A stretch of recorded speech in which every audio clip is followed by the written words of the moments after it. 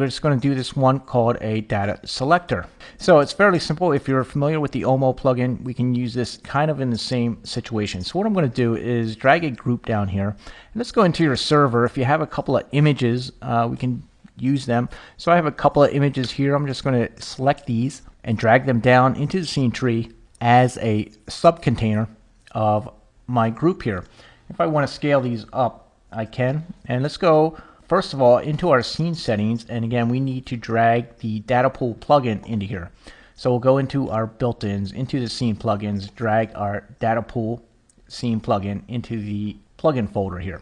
Now we'll go back into our container plugins and we're going to drag this thing called the Data Selector down onto our topmost group.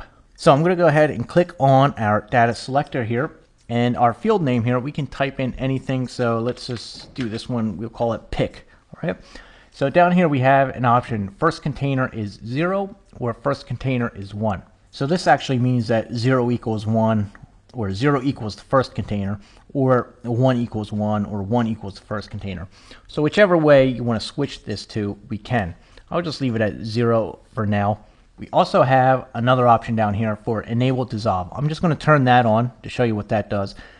By default, the dissolve time is 50 frames, so I'm just going to leave it as the default.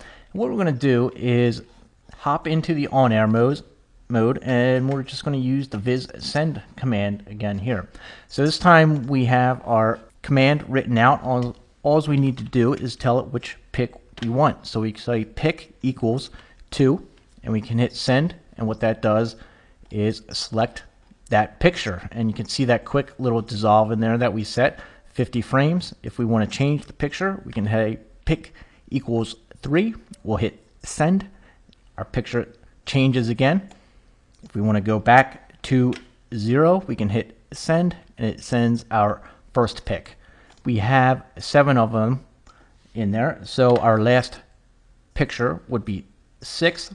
Since we do have our 0 set to the first picture. If we jump back into artist here, you can see we have 7 pictures and we have this set to 0. So 6 would actually equal the 7th picture.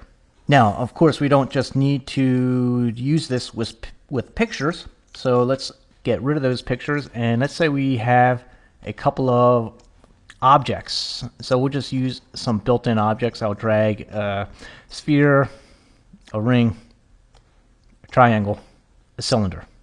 And rather than throwing a material on each single one, I'll just drop it on the group, which you probably are aware you can do if you're at this point already. Let's scale this down, this whole group container here. So again, I'm going to go back into our container plugins. We're going to drop the data selector on there again. This time we'll say first container is 1. We'll leave the enable dissolve off. We'll give it a field name.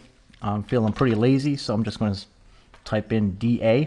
And let's go into on air. We'll bring up Viz Send again. So here is our command, and I'm going to get rid of that pick, and we're just going to type in DA equals 1. And we'll hit send, which is the cylinder. DA equals 2, which is the triangle. And 3 equals the ring. And how many do we have? 4. So we'll hit 4. DA equals 4 is the sphere. So you can see how we have this set up. Cylinder is 1, triangle 2, ring 3, sphere is 4. And that's the data selector.